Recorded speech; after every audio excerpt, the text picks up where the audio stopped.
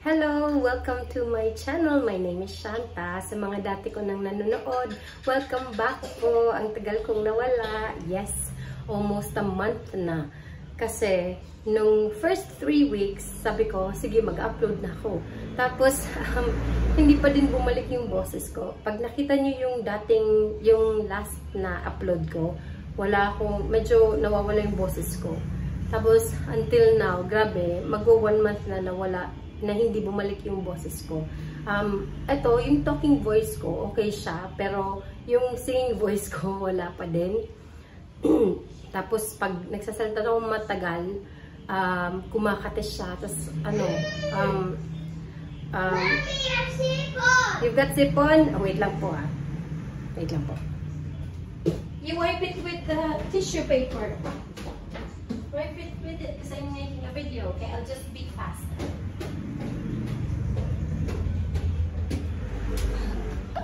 Ayan, bumalik na ako. Ayan. So, ano ba yung pinagkabisihan ko kaya hindi ako nakapag-upload? So, ako yung pinaka-last na hindi bumalik yung boses. So, isa yun sa parang natatamad akong magsalita sa camera kasi wala talagang boses. Tas, ano siya, hindi siya comfortable kasi kumakati. Medyo nag-focus ako sa gym. So, nag-take ako ng videos pero nagmamadali kasi ako kapag katapos ng gym, kailangan kong umuwi kasi si Nitro para ako na yung kasama niya. Kasi pag wala dito si Dwayne, pag may weddings siya sa Boracay, sa Manila, ganun. Yung kapatid ko yung nagbabantay kay Nitro for maybe mga 2-3 hours, ganun, while nasa gym ako. So, kailangan kong bumalik, tapos ayusin ko yung pagkain ni Nitro, yung mga ganun. Dami pa akong inaayos. So, medyo na, paano ba yung Tagalog nun?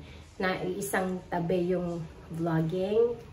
Kaya, nagtitake pa naman ako ng videos. Meron nga akong mga videos sa gym. Pero mostly, hindi yung ganito talaga na nakakapag-usap ako, ganyan. Kasi, mabilis yung panahon. Parang akala mo, sige mamaya na lang, ganun.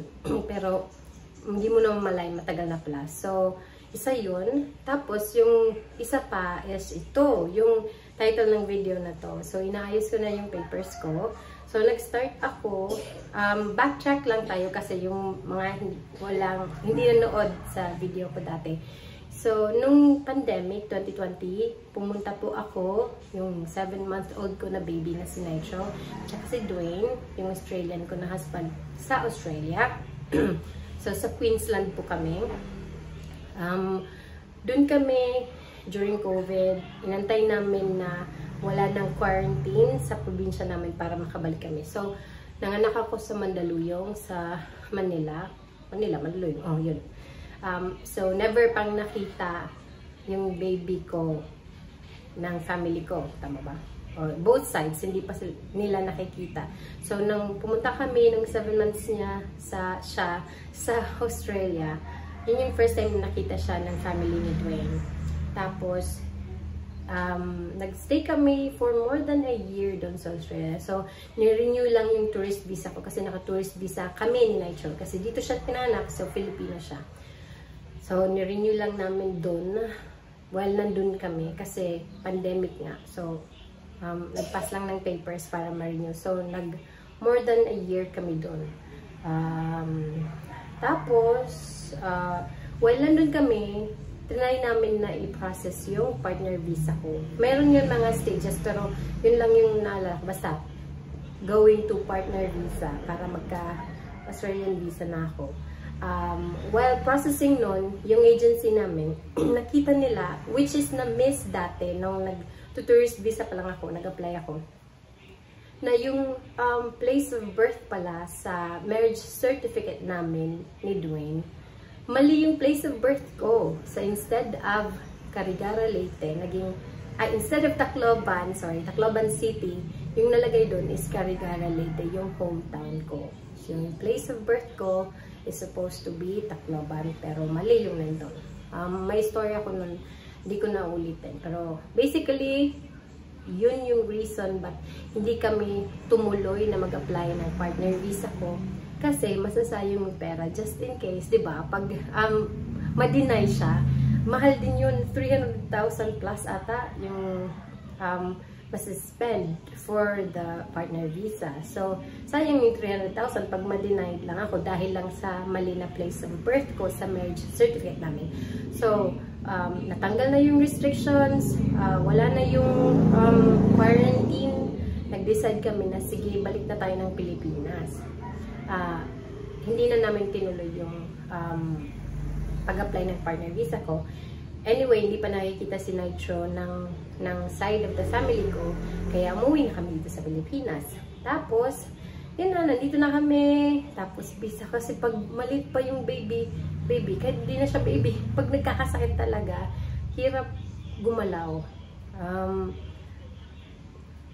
Basta hindi siya makatulog ng gabi, especially ngayon, gaya ng sabi ko, nag-absent siya. First time niyang nag-absent sa school.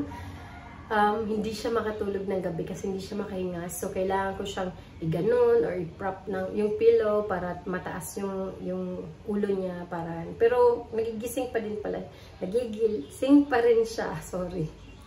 Waray po yung yung language ko, tsaka Bisaya. Kaya yung train of thoughts ko pag sa Tagalog, iba. Anyway, yun. Kulang ng tulog, ganun-ganun. Tapos, nag-a-adjust. Pero ngayon, na mas malaki na siya, actually, nakukumpare ko, no, mas magaan na talaga pag medyo malaki na yung anak mo. Ngayon, kaya nakakapag-gym na ako ulit kasi naiiwan ko na siya, tapos nakapagsalita na siya, di ba? Yung mga ganun. Alam niya yung malalaman mo na kung anong gusto niya kasi nasasabi na niya sa'yo, nakapag-express na siya. Ganun, hindi mo na siya kailangan kargahin always. Kaya, nakapag-gym na ako, napaprocess ko na yung lahat. And ngayon, mapaprocess ko na talaga yung papers ko para maayos siya. Para eventually, makapag-apply na ako ng partner visa. Yung nagawa ko na is, nagpunta ako ng municipal hall namin. So, pumunta ako ng civil register building. Nakalimutan ko ang tawag dito sa pag sa local government mo. Local government, tama ba pinagsasabi ko? Basta yung sa munisipyo namin. Tapos nagtanong ako, sabi ko, kailangan pong ayusin yung place of birth. So, correction siya ng marriage certificate. Alam ko na sa Cebu ko talaga siya kailangan ayusin. Kasi, doon kami kinasal. So, doon yung registry namin sa Cebu, hindi dito sa Leyte.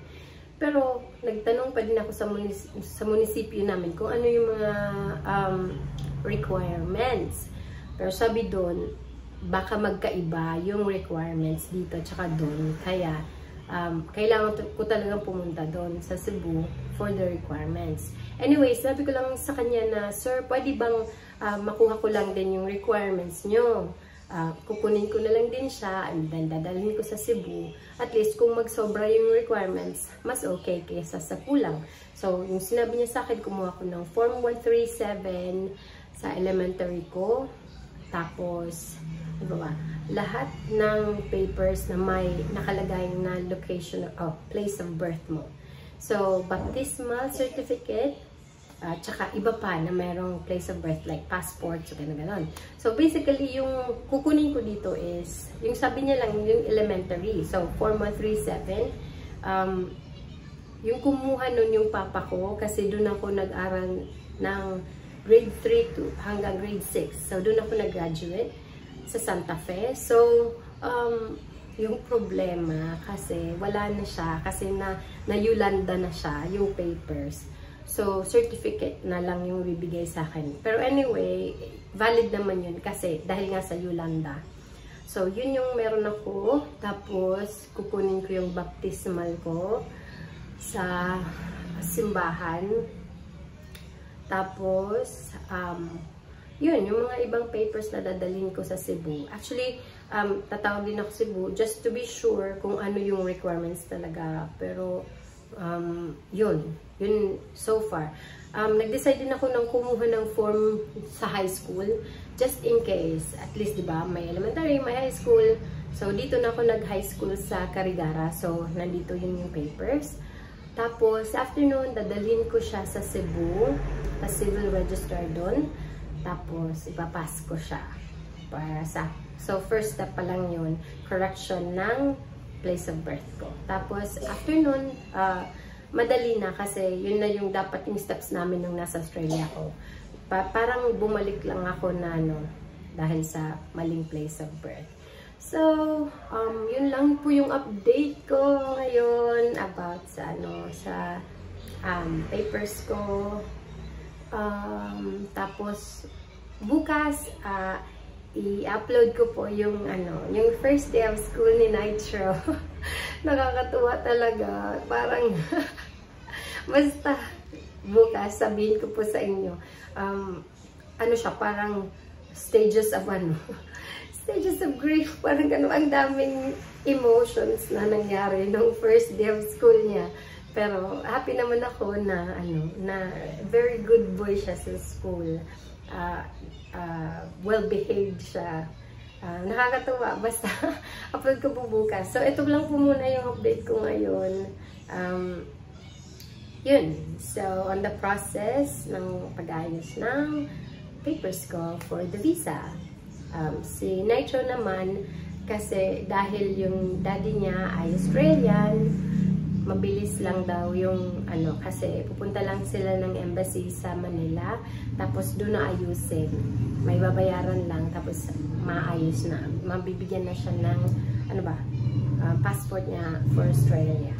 Ayan. Tapos, pwede na siya sumama kay Dwayne, di ba? Pag mag-vacation. Kasi yun kasi yung, kasi hindi ako nag-worry.